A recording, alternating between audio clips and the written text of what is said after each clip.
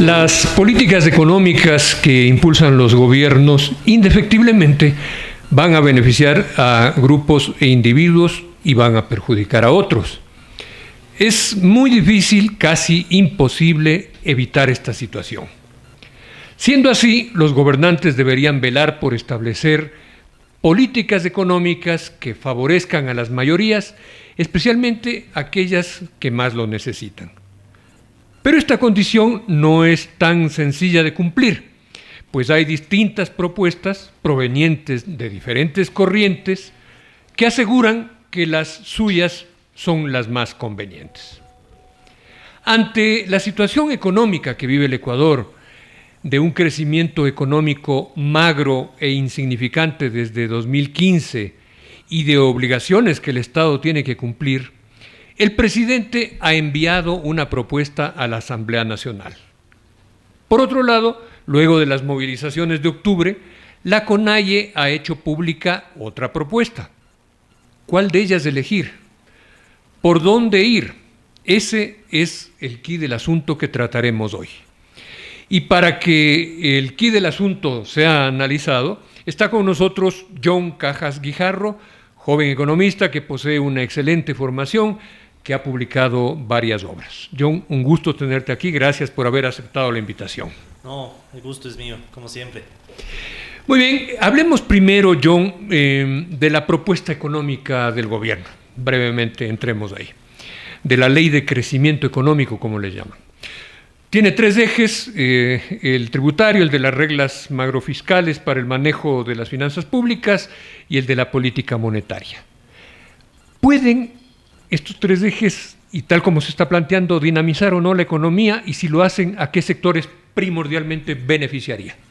Bueno, como está formulada las medidas, como siempre es muy difícil a priori saber a qué sectores van a influenciar, pero se puede notar que realmente no tenemos un enfoque muy claro de a dónde ir. Tenemos, creo que son más de 200 y pico de páginas que componen este cuerpo legal, que a su vez influyen en una serie de otros cuerpos legales. Entonces tenemos cosas que van desde, por ejemplo, el Banco Central, el manejo en términos de autonomía del Banco Central, hasta tenemos temas tributarios, contribuciones.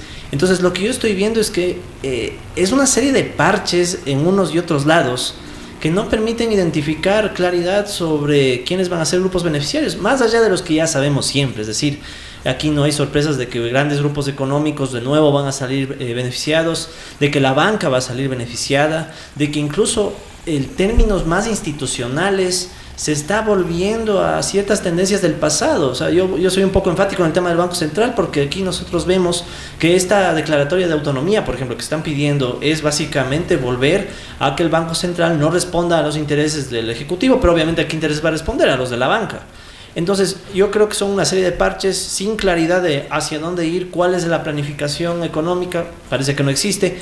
Pero en ese caos empezar a seguir direccionando al país cada vez de forma más acelerada este proyecto neoliberal de generar este espacio económico que permita que vengan sectores a invertir y todo. O sea, el mismo discurso que ya venimos viniendo desde hace años, ¿no? Pero John, entonces, el proyecto de ley que ha enviado el Ejecutivo no tiene una clara línea neoliberal, es más bien, como tú dices, un champús de parches. O sea, el espíritu neoliberal está ya marcado desde hace algunos, ¿qué será? Yo diría desde fines del 2017, inicios del 2018. O sea, el horizonte neoliberal creo que ya no es, de hecho ya no creo que debería ser tema de discusión, o sea, eso ya está claro. El tema más bien aquí es que aún en la lógica neoliberal se nota una serie de improvisaciones que son incluso en los términos de ellos mismos preocupantes. Por ejemplo, se habla de que la medida en general va a generar algo así como unos 700 millones de dólares de ingresos para el Estado. Pero no hay claridad. Por ejemplo, por un lado se dice, bueno, vamos a quitar la posibilidad de que ciertos sectores hagan las deducciones que normalmente hacen por impuestos, ¿no? Por gastos y demás, que no sé cuánto represente, pero no es significativo. Tenemos, por ejemplo, una serie de impuestos incluso creo que ya se menciona esto de poner impuestos a las fundas y otras cosas más. O sea, Realmente, y por otro lado tenemos las contribuciones que se van a pedir a empresas que tienen unas facturaciones importantes. Por ejemplo, a empresas que tengan facturación por encima de los 10 millones de dólares se les va a pedir que contribuyan con un 0,2% del ingreso por 3 años, y eso va a generar por año unos 155 millones de dólares más o menos. Entonces, yo creo que lo más neoliberal está en términos un tanto más institucionales, de cómo vamos a replantear el sector, cómo nosotros vamos a empezar a ver que ciertas instituciones como el Banco Central, una vez más repito, se van a volver cada vez más, entre comillas, autónomas. Pero ya en términos un poco más fiscales, para mí es un shampoo, porque hay políticas que podrían ser interesantes. Por ejemplo, tomando la misma política del gobierno de una recaudación especial, una contribución especial de empresas, se podría decir, bueno, subamos los porcentajes al 1% de ingresos, por ejemplo, de los que facturan más de 10 millones de dólares. Entonces, yo creo que las circunstancias concretas, más todo el levantamiento social, han llevado a que se descomponga tal vez el plan original que tenía el gobierno. Y ahora vemos una cosa que, o sea, hasta para analizar esas medidas se requiere un equipo de trabajo, porque se modifica una serie de cuerpos legales. Una vez estábamos con algunos amigos tratando de hacer un análisis de las medidas ya en concreto, y resulta ser que teníamos unos archivos de más de 400 filas para poder entender ya en la minucia qué está pasando. Entonces yo creo que más bien hay una suerte de, se descompuso el plan y ahora hay que reacomodar piezas, empezar a ver de dónde se recauda, y 700 millones de dólares tal vez es optimista, entonces hasta eso no queda muy claro. 700 millones de dólares no es una cifra que ayude a solucionar los problemas, por ejemplo, de déficit fiscal que tiene el país. Entonces, el déficit quizás se podría sobrepasar con la emisión de bonos que hubo de 2.000 millones el mes pasado, y lo que se está haciendo es tirar el problema para el siguiente año, para el 2020. Sí, o sea, definitivamente aquí lo que se ha hecho es estirar problemas. Por ejemplo, la medida completa, original, que incluía el retirar los subsidios a las gasolinas, tenía más o menos unos 2.200 millones de dólares planificados generar. O sea, ese era realmente el plan original. Y de 2.200 millones nos pasamos a 700 millones, con una serie de medidas un poco difusas, no muy claras, y una serie de reformas más institucionales. Entonces la pregunta incluso es, bueno, ¿cómo completar el año? O sea, ya ni siquiera me preguntaría qué va a pasar el siguiente año, sino cómo completar este. Antes de que se dé toda la problemática social que ya vivimos, se hablaba de que para cerrar el año se iba a requerir otra emisión de bonos. Se hablaba de entre 1.000 a 1.500 millones de dólares adicional a los 2.000 millones que se hicieron, creo que fue 1 o 2 semanas antes de todo el levantamiento popular. Entonces, el tema es que tal vez se tenga que recurrir a una emisión de bonos para cerrar el año, y sobre todo en el próximo año las cosas son muy complejas. Por ejemplo, cuando uno revisa las cifras del presupuesto general del Estado, que también ya se entregó en estos días, uno puede evidenciar que, al menos a priori, el financiamiento público que se va a requerir puede estar en más o menos unos 6.600 millones de dólares. De esos 6.600 millones de dólares, ahora el gobierno ya no plantea emitir bonos, sino que, y este es un dato interesante que valdría estudiarlo mejor, parece ser que ahora se habla de endeudarse directamente con la banca privada. Entonces ya el próximo año, tal vez, con todo este cambio institucional que se está manejando, con la independencia, entre comillas, del Banco Central, que en realidad no se vuelve independiente, sino que se vuelve dependiente ahora de la banca privada, ¿qué va a suceder? Va a suceder que tal vez en el próximo año se haga más visible algo que ya empezó a suceder, que la banca privada sea la que realmente sostenga el financiamiento público. Y no sé si solamente banca privada local o internacional, será de ver cómo se ejecuta. Entonces yo creo que ya en términos de el mañana, o sea, las reformas que van a venir luego de estas, realmente son las duras. John, una de las cuestiones que está planteada dentro de la Ley de Crecimiento Económico que está analizando la Asamblea es que se obliga al gobierno a pagar lo que ha tomado como deuda y le obliga a revertir la supuesta venta de las entidades estatales del sector público que se las ha metido al Banco Central. Yeah. Eso se hizo en el gobierno anterior, en el gobierno de Correa, fue una jugada económica de dudosa calidad. Como todo el gobierno anterior. Pero eso en todo caso estaría bien. El tema es que, igual, voy a combinar esto con el tema del presupuesto.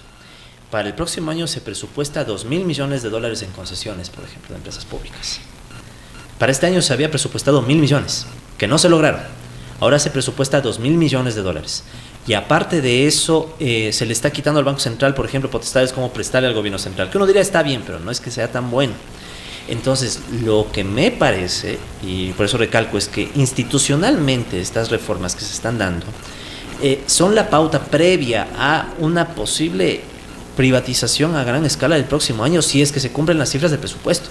2.000 millones de, bueno, ellos les llaman de concesiones, monetización de activos. Es el doble de lo que estaba planificado este año. Obviamente todos sabemos que este año no se logró.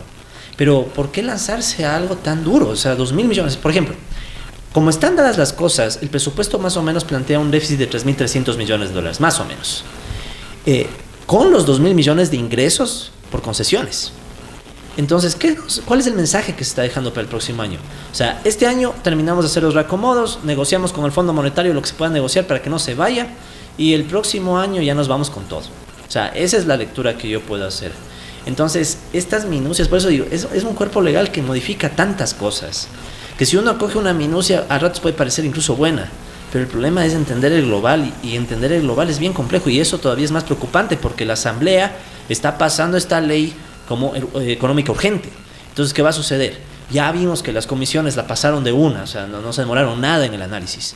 Y repito, cuando nosotros, los que estamos queriendo analizar la ley, nos topamos con 400 filas o columnas, filas de análisis, ley por ley. Y esa ley que modifica otra ley, que modifica otra ley.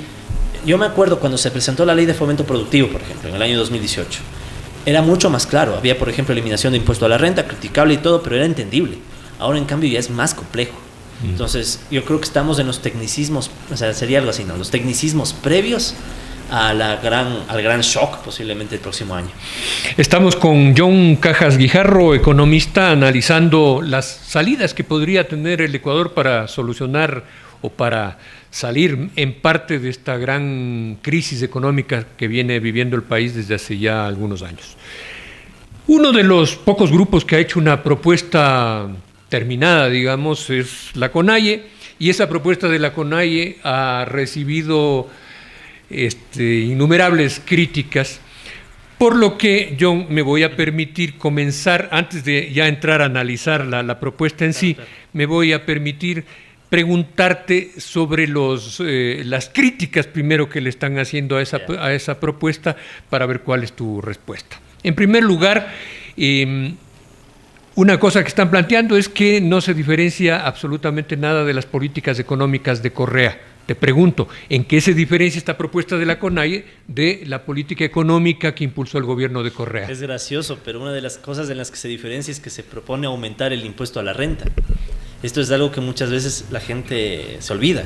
En el gobierno de Correa se bajó la tasa del impuesto a la renta a las sociedades. O sea, teníamos una tasa de impuesto a la renta de 25%, se la bajó al 22%. Luego Moreno subió otra vez al 25%. Entonces, aunque suene gracioso, la primera propuesta que hace ya en sus puntos económicos, no la CONAIE, porque hay que ser claros que la CONAIE hizo público una propuesta que es mucho más amplia, que por eso también la propuesta es compleja, ¿no? O sea, tiene cosas un poquito que necesitan pulirse y demás, pero en general es una propuesta mucho más amplia. Pero al punto al que voy es que ya desde ahí es diferente a las propuestas de Correa, porque Correa no subió el impuesto a la renta, y eso hay que ser enfático. Correa en la tasa impositiva hizo una caída del impuesto a la renta, y entonces eso, ahora ¿qué está planteando la CONAIE? La CONAIE está planteando, por ejemplo, que a los grandes grupos económicos, ¿sí?, a estos 270 grupos económicos que ha logrado identificar el SRI, se les incrementa el impuesto a la renta. En este momento el impuesto a la renta de estos grupos económicos representa algo así como 2,2% del total de sus ingresos. Entonces la CONAIE, ¿qué ha hecho público? Ha hecho público una propuesta de que esto suba a 4% de los ingresos de los grupos económicos. Esto, si no me equivoco, aumentaría la recaudación en algo así como 1.200 millones de dólares. Y ese 1.2 que sería el aumento, ¿no es cierto? Así o es, 1.8. 1.8 que sería el aumento. ¿Afectaría gravemente o cuál sería el nivel de afectación, claro, que daría a estas empresas? Sí. Me permití, justamente para esa pregunta, que ya me imaginaba que esta iba a ser clave, pensemos un poco qué equivaldría a hacer este incremento, ¿no? O sea, en estos momentos sabemos que la tasa de impuesto a la renta es un 25%. ¿Ya? Si nosotros hacemos este incremento, estaríamos hablando que la tasa de impuesto a la renta tendría que subir algo así como, creo que es el 45% para estos grupos económicos. Para estos grupos, nada más. Para estos grupos, eso hay que ser enfático. Y ahora está en el 25%. Ahorita está en el 25% para todos, que es lo que hay. Entonces alguien puede decir, y de hecho un economista que no sé si valga la pena mencionarlo, dijo que bueno, que demuestren en qué otros países del mundo se ha hecho algo así. Entonces me permití traer unos datillos de que, por ejemplo, en Brasil la tasa del impuesto a la renta es del 34%. O por ejemplo, en Colombia es del 33%. Pero espérate un ratito, en Brasil, ¿época Bolsonaro o época anterior? Estas son tasas del 2017, creo, 18. O sea, época anterior creo que es. Época anterior. Sí, época anterior. Tendría que actualizarse, pero yo no he escuchado reformas tributarias importantes de Bolsonaro, pero no descarto que haya bajado. Pero hay varias, o sea, por ejemplo, esta es la que más me gusta. Estados Unidos, hasta el año 2017, tasa de impuesto a la renta 40%. Ya viene Donald Trump y se dan todas las movidas que ya sabemos y bueno, ha caído al 27%. Y aún así resulta que es más alta que la tasa impositiva de acá. Tenemos otros casos, por ejemplo, Australia, tasa impositiva del 30%, Costa Rica 30%, El Salvador 30%, Francia 31%. O sea, ¿a dónde quiero llegar? Quiero llegar a que muchas veces se dice que no podemos subirle más los impuestos. Y nótese que son solo a los grupos económicos lo que se plantea ahí. Porque son tasas que pueden generar que las empresas o no quieran invertir más, o que las empresas se vayan, o que se aumenten los precios. Sin embargo, estas tasas que se tendrían que imponer son tasas que no están muy lejanas de varias realidades del mundo. Entonces, al punto al que llego es, sí es viable hacer este incremento de tasas drástico que no se hizo en todo el gobierno de Correa. Y de hecho, esto sí fuera una política realmente, bueno, no llamaría revolucionaria, pero sí sería una política bastante más dura de todo lo que hizo Correa en términos tributarios. Y un poco más redistributiva. Mucho más redistributiva. Aunque, y aquí es el otro punto, en realidad el impuesto a la renta se incrementaría ¿para qué? Que ese es otro tema que hay que discutir, y ese es el punto clave. Las políticas económicas en este momento ya no pueden verse de forma aislada.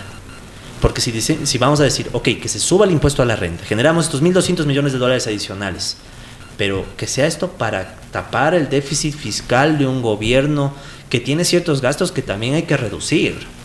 Entonces, yo creo que estas medidas deben entenderse en su globalidad, como parte de un plan integral. Porque si no se lo ve como parte de un plan integral, empiezan las críticas que suelen hacer, ¿no? Los sectores que se han levantado, empiezan a atacar punto por punto y sin ver la totalidad. Entonces, esa es una crítica que están haciendo es que se eleva, como tú estás diciendo, el pago del impuesto a la renta para estas empresas, y además, como las condiciones de trabajo por el hecho de que nuestro país está dolarizado son más duras, complican la situación de las empresas, eso es lo que dicen, y vuelven menos atractivo la posibilidad de invertir en este país. ¿Eso es así o es un argumento que no es válido? Digamos, Corporación Favorita, si no me equivoco, en el 17 sacó 150 millones de utilidades. De esos 150 millones de utilidades, si le sacamos 50 millones, tiene 100 millones de utilidades. Con Esel, 125 millones de utilidades, más o menos. Que le quitemos unos 20 o 30 millones de utilidades, sigue ganando 80 millones de utilidades. Ya estoy hablando de utilidades. Entonces... O sea, quitándole polvo y paja, eso es lo que gana limpio. Es utilidad limpio. Es decir, que aquí sería muy cuestionable que eso se traslade, por ejemplo, a precios, porque estamos hablando de utilidades, no estamos hablando de estructura de costos. Pero obviamente, como aquí ya sabemos que los precios se manejan de una forma especulativa, puede generarse un discurso, pero... Al punto al que quiero llegar es que completamente viable incrementar estos impuestos, y aún así muchas de estas grandes empresas van a seguir teniendo millonarias utilidades. La banca, ¿cuánto ganó la banca? $500 millones. O sea, de los $500 millones que llegó a ganar la banca, el último dato que se conoce. ¿En qué año? Creo que fue 18. Entonces, que de eso aporte... bueno, ahí también voy a develar un poco mi gusto por la banca, ¿no? Que aporte 100 millones, 200 millones. Son cifras que nosotros, lo que pasa es que también nuestro país se ha distorsionado hasta en la capacidad de entender lo que es $1 millón. O sea, que alguien gane tantos millones de dólares en una economía dolarizada, pequeña, y en donde la productividad en realidad es súper baja. O sea, ¿cómo se logra? O sea, básicamente son concentrando mercados, grupos oligopólicos que tienen que pagar. Entonces aquí yo creo que sí, ese discurso aflora es más bien porque obviamente quienes lo hacen es porque están defendiendo esas utilidades, más no porque no se pueda. Ahora, obviamente que también si hacemos un análisis un poco más político, ¿cuál es la fuerza política capaz de llevar a esas transformaciones? Porque repito, si no hay un plan económico integral van a darse estas cosas. O sea, cada quien va a atacar un punto u otro punto, y lo que no estoy viendo es, por ejemplo, dentro de la misma propuesta de la CONAIE, el último punto. A mí el último punto que se plantea en la propuesta me parece vital, y incluso podría leerlo en algún momento. No sé. ¿Cuál es? ¿Referido a? Yo tengo aquí justamente la propuesta. Solamente quiero leer la primera parte de este último punto porque no se está discutiendo y me parece que es vital, o sea, es con lo que cierran. Entonces, por ejemplo, se plantea que ratificando el derecho de los pueblos a la participación democrática, proponemos crear una institución pública independiente del Ejecutivo de planificación y política económica democrática compuesta por representantes del Estado, universidades, movimientos sociales, sindicatos, movimiento indígena y demás sectores sociales, la cual en un plazo de máximo 6 meses genere un plan económico integral con objetivos y políticas coyunturales y estructurales que atiendan múltiples dimensiones, ¿sí? Entre, por ejemplo, fiscal, tributaria, monetaria y demás. Y ese plan deberá ser o deberá recibir por parte del Estado toda la información necesaria.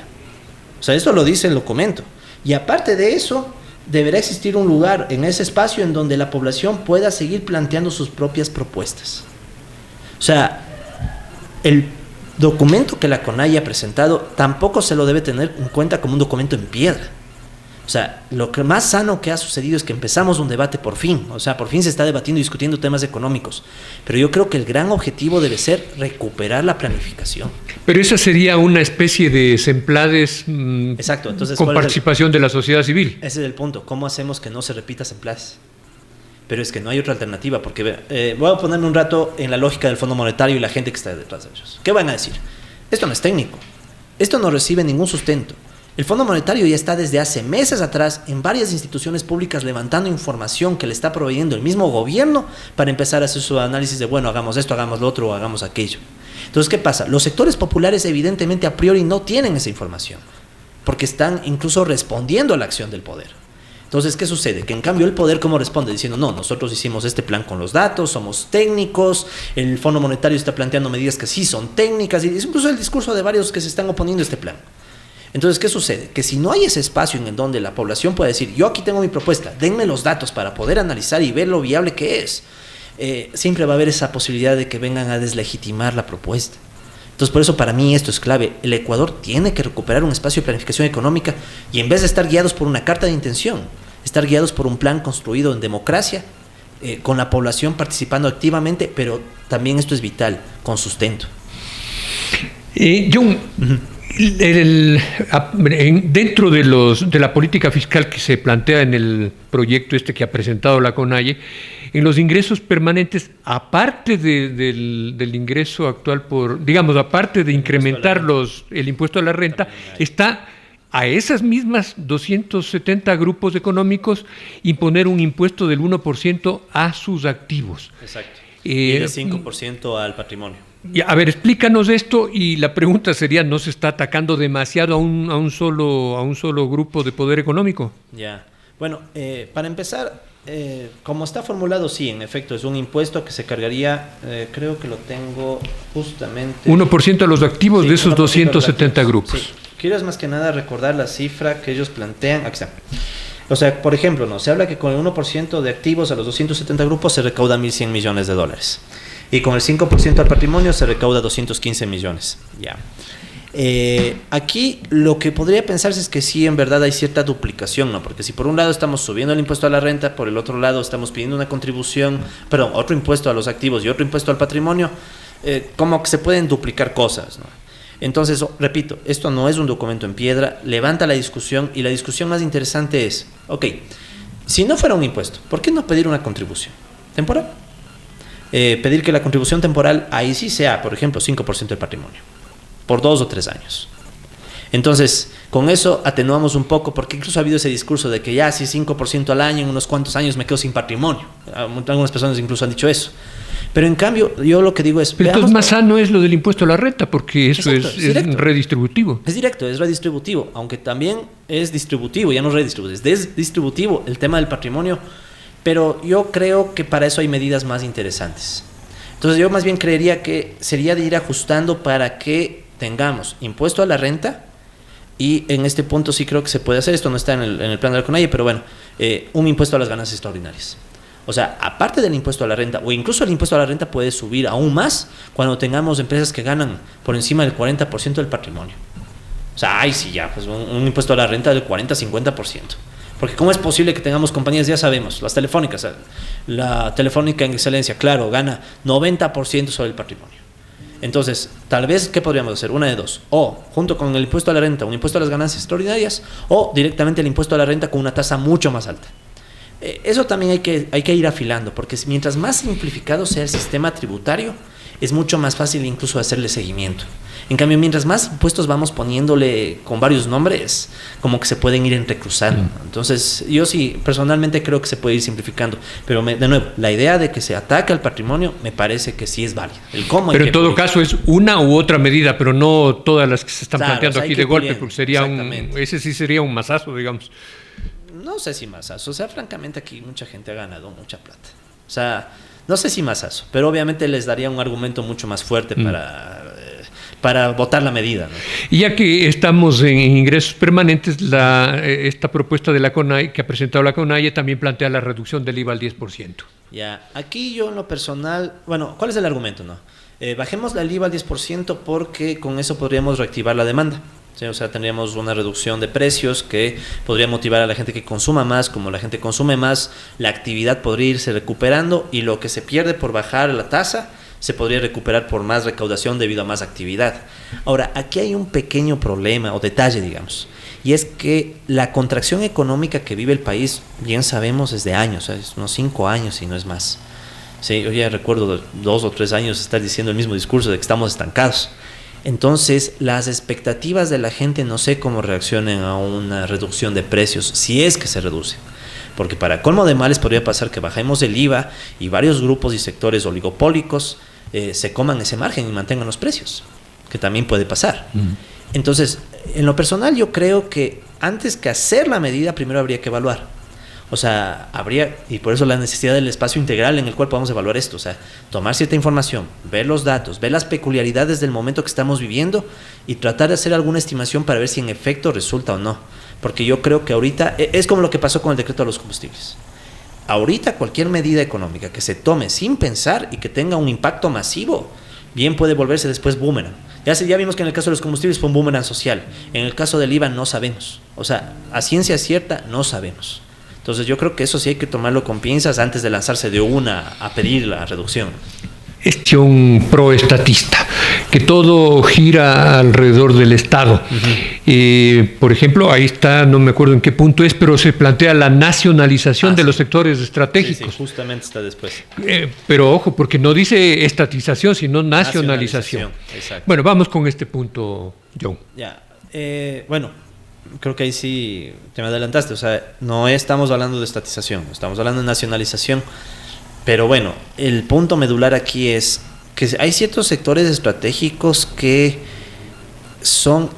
no solamente son rentables, como ya sabemos, las telefónicas, pero no solo eso, sino que también son estratégicos por otros motivos, incluso por el hecho de cómo el Ecuador se va a seguir accediendo y conectando a la tecnología del resto del mundo. Nosotros sabemos que incluso a nivel mundial hay esta pugna por la 5G y cómo van las nuevas tecnologías. Y yo creo que sí es necesario tal vez que el Estado se haga cargo de estos sectores, hasta pensar en la manera de que la administración también sea mixta. O sea, por ejemplo, ¿cuál es el gran problema de la estatización? La estatización tiene el problema de que si se concentra el poder en un solo sector, en un solo grupo de tecnócratas, ya sabemos lo que pasa. Entonces, la cuestión es que al mismo tiempo que se empieza a dar la expropiación, porque para mí tiene que ser ya prácticamente expropiación de las telefónicas, hay que ir pensando en nuevas formas de administración de los sectores estratégicos. Nosotros de aquí a 20 años, ¿qué vamos a hacer como país? Entonces, para eso los sectores estratégicos deben estar integrados a un plan global. O sea, nuestro país de aquí a 20 años, ¿qué va a hacer? Porque, de hecho, se dice que de aquí al 2034-35 más o menos, el Ecuador deja de ser exportador neto de petróleo. Salieron unos estudios no hace mucho sobre el tema. Entonces, los sectores estratégicos deberían estar atados a una planificación económica. Entonces, si bien es cierto, se puede decir, no, es que esto es estatizar. Depende. Pensemos en el Banco Central. Voy a tomar el Banco Central como ejemplo y estoy un poco traumado con eso porque está pasando por debajo. Si el Banco Central sigue estando manejado como ha sido manejado, el Estado ha hecho lo que ha querido. Se han sacado plata de las reservas internacionales y se le prestó al gobierno. Eso hizo el gobierno de Correa. Pero en cambio, un banco central privado, ¿qué va a hacer? Va a responder a intereses privados, obviamente. Entonces, ¿por qué no pensar en una forma de administración distinta? Donde el Estado abre el espacio y dice, ok, vamos a generar este espacio en donde diferentes sectores, incluso contrapuestos, puedan manejar la administración. Pero esa no sería lo que se está planteando al decir que sea un directorio independiente del Ejecutivo. Claro, pero ya en concreto, ¿cómo? O sea, ¿quiénes deben participar? ¿Quiénes tienen legitimidad para participar incluso? Entonces, ya empecemos ese debate. O sea, empecemos a decir, ok, por ejemplo, manejo de telefónicas. ¿Por qué no están metidas las facultades de telecomunicaciones? O sea, lo mínimo. O sea, resulta ser que en este país todo está tan carente de planificación que las telefónicas pueden poner precios absurdos, por ejemplo, al internet. Uno sale del Ecuador, va a otro lado y resulta que el internet es muchísimo más barato. Entonces, solo ahí uno nomás puede darse cuenta de que el abandono, el dejar que el sector privado haga lo que quiera, lleva a eso. Peor cuando son sectores monopolizados. Entonces, repito, lo que hay que ir pensando es qué sectores. Por ejemplo, repito, todas las facultades de telecomunicaciones de este país. ¿Qué más? ¿Por qué no pensar también en la administración comunitaria de medios? O sea, los sectores comunitarios también pueden tener cierta voz de cómo manejar las telecomunicaciones y cómo administrarlas. Pero el punto es ese, o sea, siendo más estructural, ¿cómo desconcentramos el poder político para que la administración deje de caer en los vicios de siempre? Vamos a la segunda parte de la propuesta que ha presentado la CONAIE, la política monetaria. Ya. Ahí se plantea que haya una balanza de pagos saludable para que exista liquidez monetaria. Uh-huh.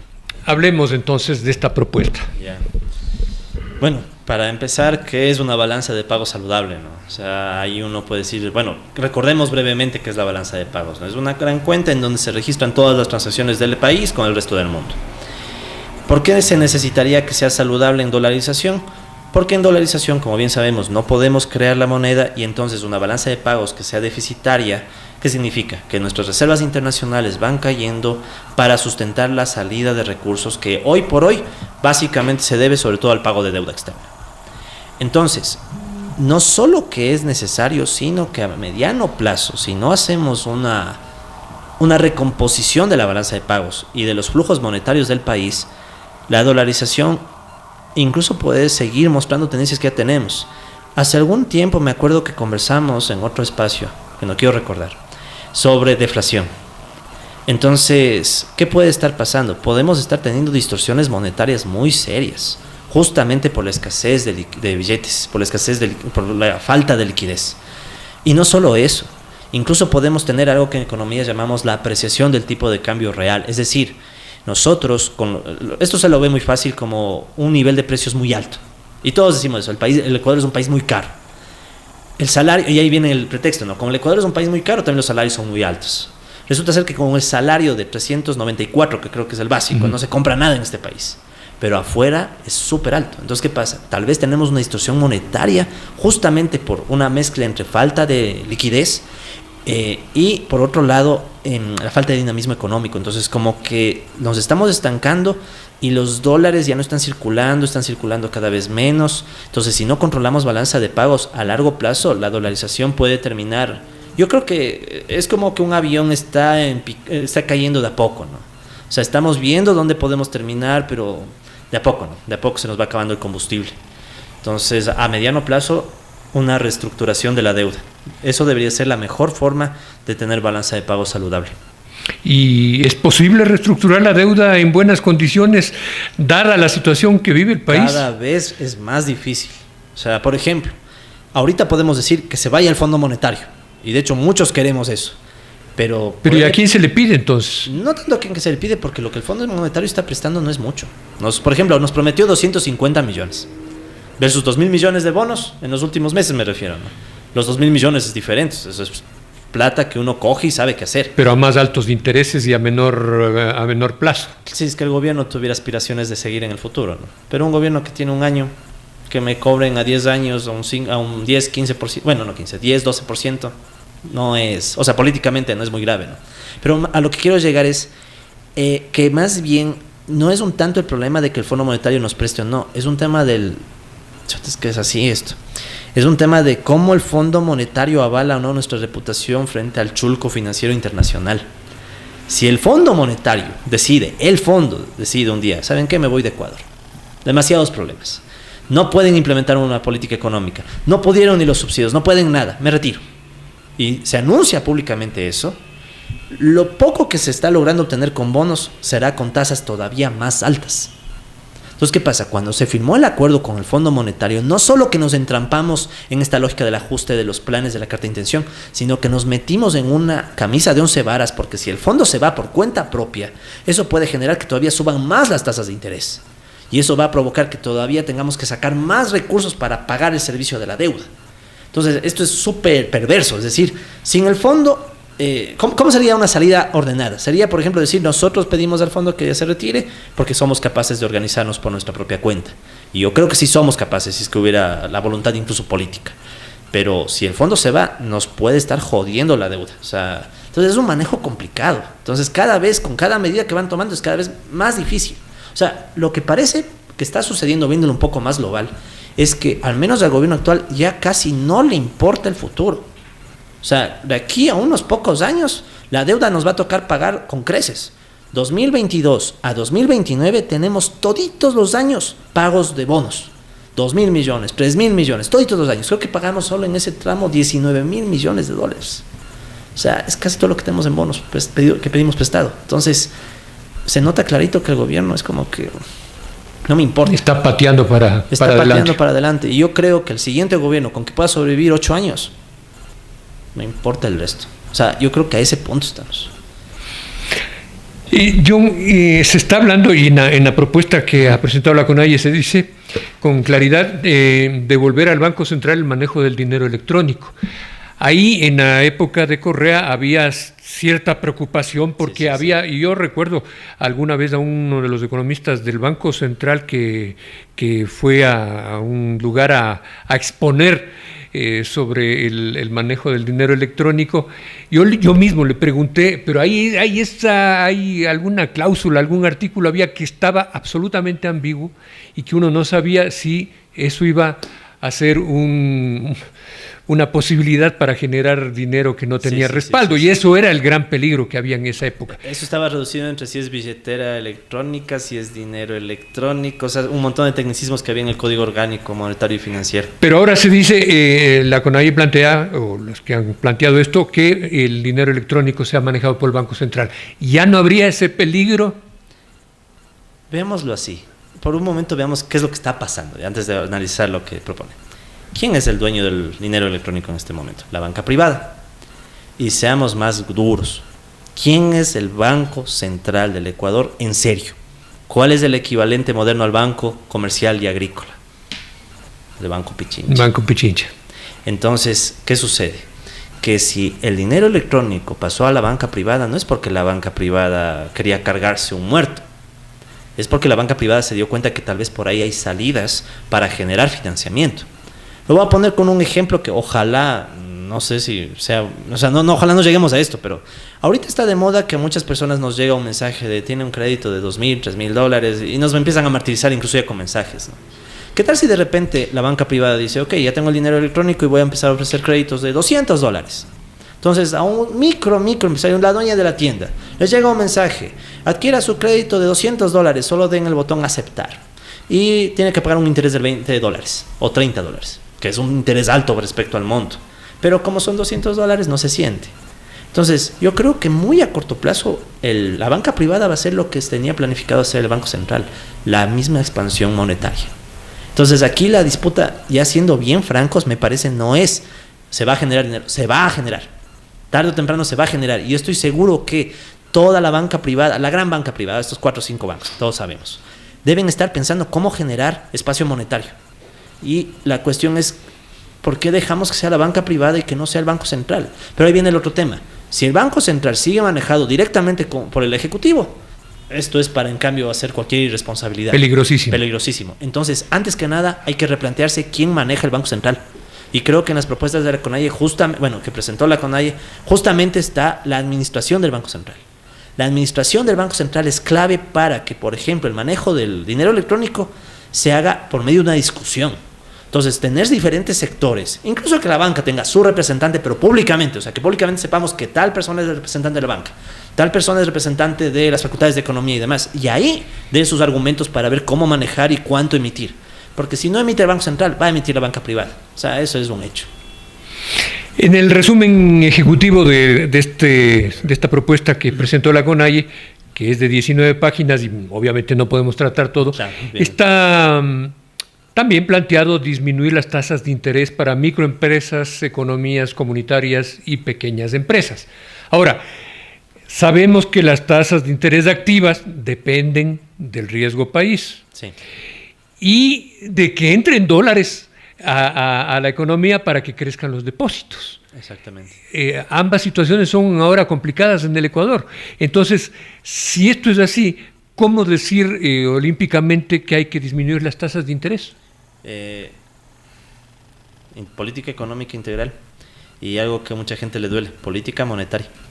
Ese manejo de tasas de interés va a requerir expansión monetaria, y la expansión monetaria no se va a poder lograr, nos guste o no, tarde o temprano, con la generación de fuentes alternativas de circulación.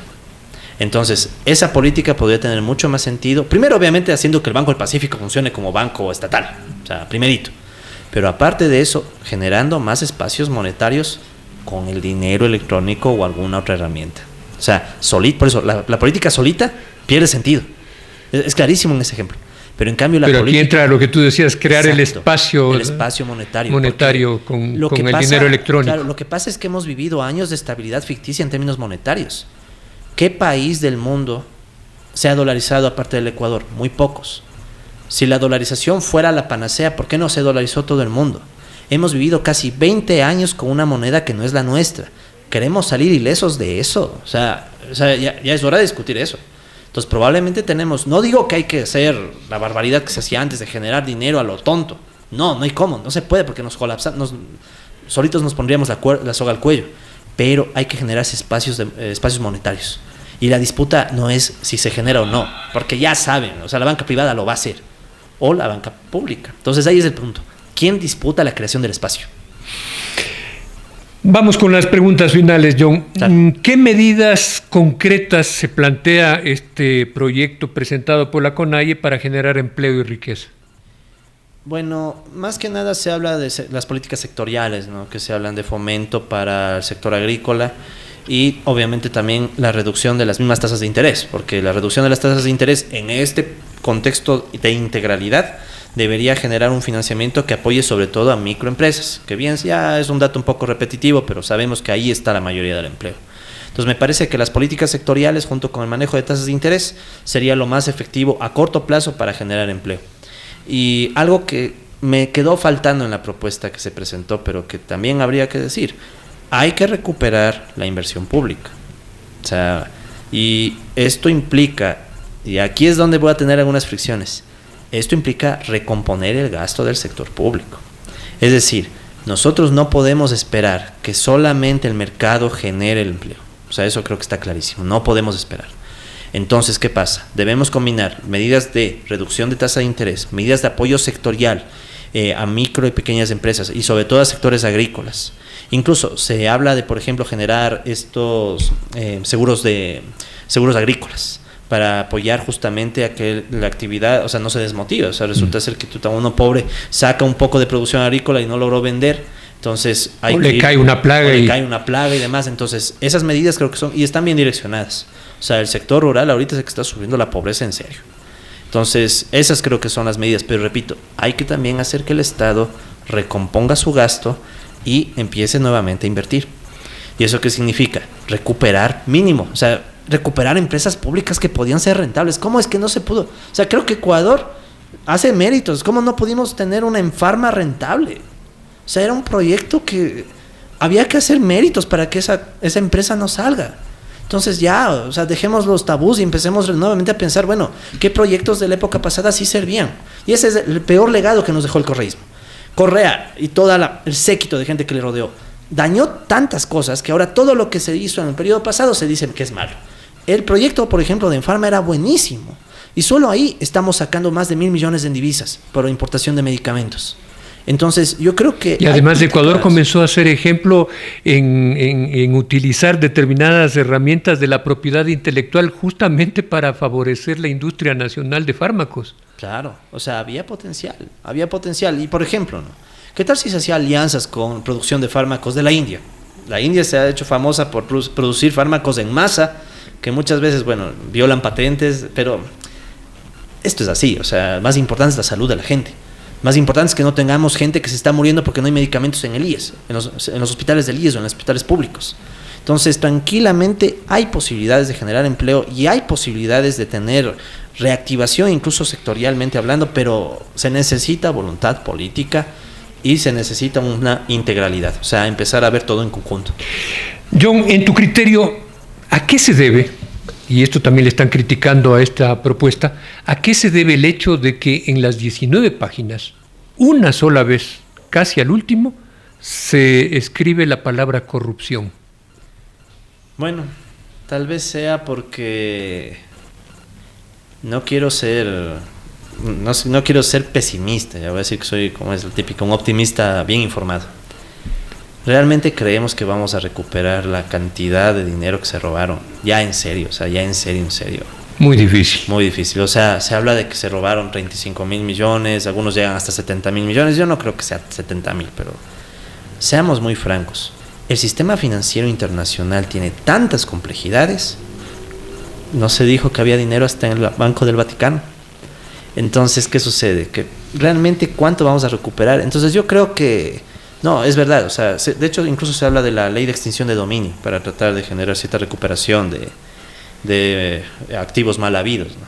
Pero siendo muy francos, tal vez ahorita necesitamos también ya ver un poco más en global y aceptar que ciertos recursos, década desperdiciada, ¿no? Ciertos recursos ya se fueron.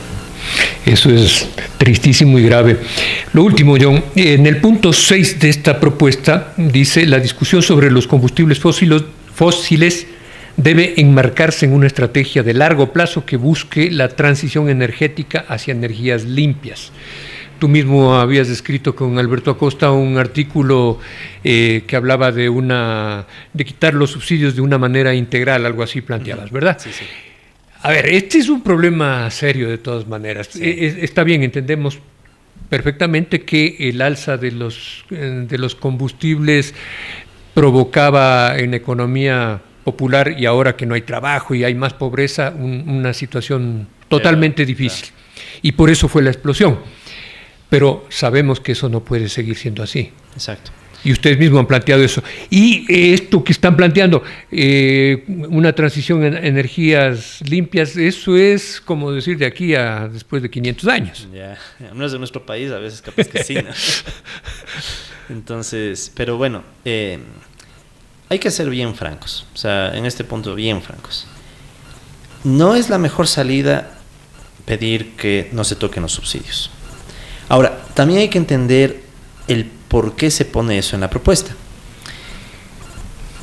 La complejidad de manejar el tema de subsidios es muy alta, ¿sí? Entonces, de hecho, lo que escribimos con Alberto es apenas un esbozo de lo que tal vez se podría hacer, pero el tema concreto de los subsidios, el manejo del contrabando, el manejo de tener incluso todas las prácticas que sabemos, ¿no? Creo que se da en la comercialización, es complejo. Entonces, lo que yo creería o quisiera entender es que se debería pedir que no se toquen los subsidios hasta tener un buen grupo de estudios, de análisis y de diálogos y negociaciones para empezar la salida ordenada. O sea, pero hay que salir del subsidio. Exacto, a los combustibles. Salir, pero ordenadamente y de paso también de formas, o sea, que hasta el camino sea redistributivo. Es decir, ¿por qué le vamos a castigar por igual a aquel que tiene una camioneta pequeña para salir adelante con su pequeño negocio que a alguien que tiene una mega bestia de vehículo y que está consumiendo al año grandes cantidades? Creo que se llegaba a subsidiar más de $1,000, $2,000 a un vehículo grande con subsidios de los combustibles. Entonces la cuestión es, incluso en la transición, hagamos que paguen los que pueden pagar primero. Entonces yo creo que a largo plazo vamos a salir. O sea, no es un tema de queramos o no, vamos a salir. El tema es cómo. Ya vimos, a las patadas y a los golpes no se va a lograr. Y no se va a lograr porque, y este creo que es el gran triunfo que ojalá no se pierda, los sectores populares se ve que están o sea, yo diría que están cansados. O sea, lo del decreto fue la chispa, pero no necesariamente podía ser esa, podía ser otra chispa. Estamos con un deterioro de 5 o más años. Gente que está sin futuro. O sea, ya estamos empezando a hablar de eso. Esa idea que tenía, por ejemplo, mucha gente de mi generación que decía, ok, salgo de la universidad, me enrolo a la Revolución Ciudadana y llego a unos buenos puestos, esa época se acabó. Ahora, ¿cuál es la época? La época en la cual alguien termina de estudiar y no sabe qué hacerse. Entonces, para ir cerrando, el tema de los subsidios o cualquier otra medida tiene que hacerse en democracia. Si no se hace en democracia, que no se haga.